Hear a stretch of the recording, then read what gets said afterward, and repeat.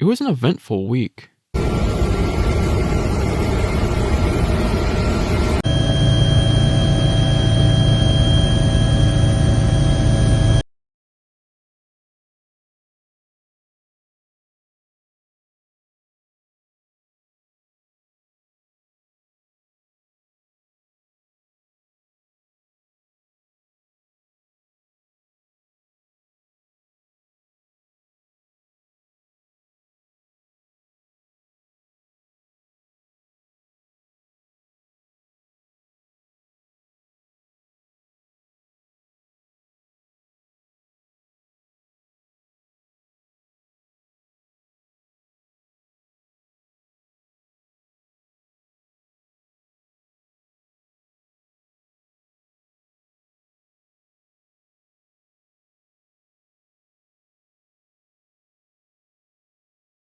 More than 85 million Americans from coast to coast are under dangerous heat alerts.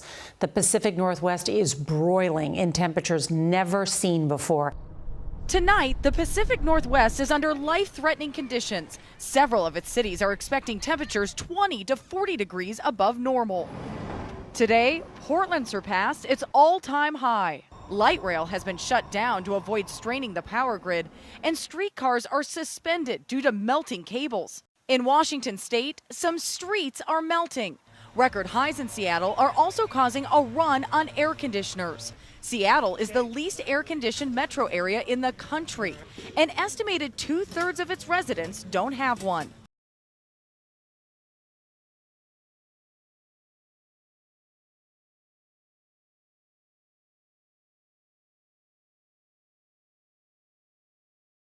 I am 29 years old, and this will be the coldest summer of the rest of my life. People have, of course, been dying due to extreme weather events exacerbated by climate change for years now. And of course those first and hardest hit are least responsible for it. This is just another example of how poor and non-white countries bear the brunt of our consumerist lifestyle. But for me, this week was when climate change became real. And ever since then, in my corner of the world, I've been struggling with climate anxiety. We know how this is going to play out. Heat waves, hurricanes, floods, wildfires, desertification, food shortages, refugee crises, and species extinction will be treated as separate problems, depoliticized from the context of climate change. Much in the same way that workplace abuses. They said it's extremely hot in there. They said they have had people to pass out because of the extreme hotness in there. Poverty. In America, almost 40 million people are living in poverty.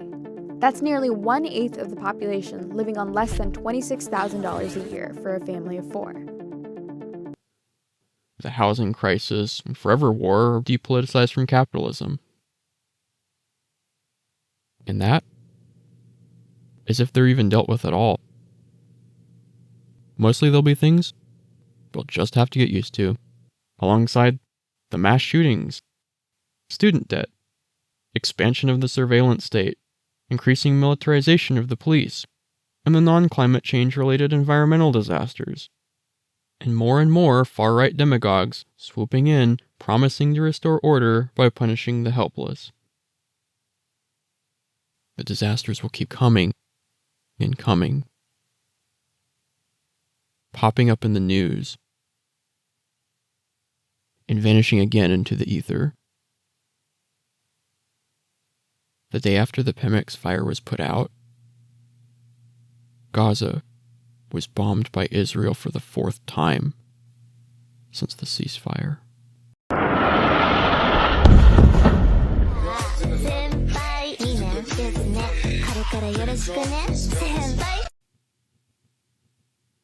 There was a time when we were told that we would be able to innovate our way out of climate collapse, but even they don't believe that anymore. They're going to leave us here.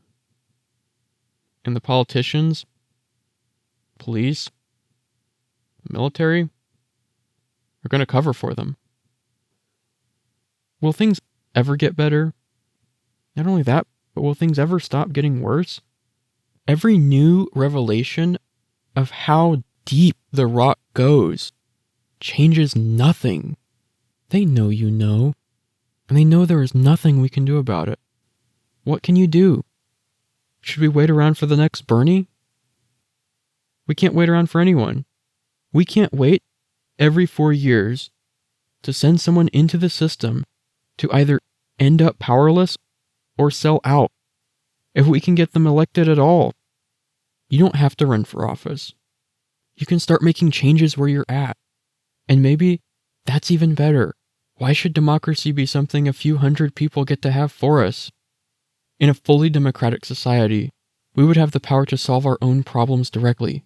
Together, we would articulate our dreams for a livable future that we could plan and build without having to ask for permission. These institutions were never meant for us. Trying to take control of them or rebuild them from scratch is a dead end. All this does is absorb and mold activists into the same class of people telling us that the necessary is impossible, that we need to be sensible and listen to the adults in the room. If better things are impossible, we better do the impossible. If we don't do the impossible, we're going to wind up with the unthinkable, and that will be the destruction of the planet itself. Revolution is not convincing enough people to pick up guns and go to war against the government. That's not going to liberate the working class. The working class will laugh at your death on the evening news. They'll make memes out of you. But revolution is also not marching in the streets and going home. Revolution is power. It's a gradual process of remaking the world from the bottom up until we can take what's ours. Getting people to shift their thinking by building projects that change the world around them and put power directly in their hands. Community gardens, neighborhood assemblies, DIY projects, worker co-ops. And that's just for starters. More and more as people who've been ordered around all their lives become confident in their abilities, a lot of the myths we're taught about society will just fall away. You can start talking to your friends, family. Greedy people like you want to hog it to yourself and your family and charge all the rest of us for the right to live. Me and my family? Cassius, I'm your fucking uncle. Coworkers. Player gotta mob up with us for some spring bennies. Well, what the fuck does that mean? Neighbors. Because honestly, they're as scared as you are. Many of them are trying not to think about how fucked everything is, because they see how nothing's going to change, and they don't know what to do either. I want you to start believing that you don't deserve to be treated like trash, because you don't. You deserve a future. You deserve love. You deserve to be happy. We're not going to do it by playing the game better, but by changing the rules of the game. At heart, politics is the process of people solving problems together. This isn't politics. To get out of this, we'll have to create our own political power. We need a movement strong enough to take on the powerful. This sounds big and scary, but it's the only thing that has ever reliably made positive change. People not only realized what's wrong with the world, but what a future could look like. Realizing that everyone around them, they're in the same boat too. Don't think it's accidental that you're kept in survival mode, lurching from crisis to crisis, only focused on paying the next bill. Daydreams are dangerous. They're pieces of imagination. They're bits of poetry. They're the balloons that fly up in history. We saw how the entire political establishment coalesced around stopping Bernie. They threw everything they had to stamp out this movement, to say, fuck you, better things aren't possible. But they wouldn't do this if better things weren't actually possible. They're scared of you, scared of us. I don't know about you, but to me, there's hope in that. But how do you even ask someone for help on a project idea? How do you put a team together? What can a small team actually do? How do you make decisions together? And how do we keep from perpetuating oppression when we organize? These are good questions that I struggled with when I first started organizing. And I came across a podcast called Rebel Steps. Rebel Steps is a podcast on how to organize, aimed at people who've maybe gone to a protest or two, but are itching to do something more. Each episode is only about 20 minutes long. It's very positive and very encouraging. The movies would have you believe that natural disasters result in the breakdown of society into dog-eat-dog violence. But in reality, natural disasters result in communities spontaneously organizing to help each other out, particularly when the state's responses fail. The Response is a podcast put out by Shareable that explores real stories of how ordinary people, ex-cons, single mothers, hold their communities together during disasters, forging relationships of solidarity that not only last for successive crises, but into times of stability as well. Disasters don't simply have to be an opportunity for the rich to seize more power. With the right planning, they can open up a window into a better world, an opportunity for us to demonstrate how society can be built on solidarity instead of profit. This podcast is also aimed at beginners. Pop this one on if you're feeling extra doomer, because you get to hear humanity at its very best. I know what it's like to get overloaded on information. If you only take 2 recommendations away from this video, take these 2. Right here. Doing individual projects is good, but how do we build a movement out of them? How can we scale this up into a mass transformative project? I think Black Socialists in America has the most coherent and realistic path forward. Most socialist orgs in the US are either the dying gasps of boomer burnouts or irrelevant cults trying to rehabilitate failed 20th century totalitarianism. BSA, on the other hand, cuts through the LARP. They're stridently forward-thinking, interdisciplinary, intersectional, and anti-authoritarian. They have multiple projects in the works, and as of this writing, their main focus is on developing a couple apps for organizers.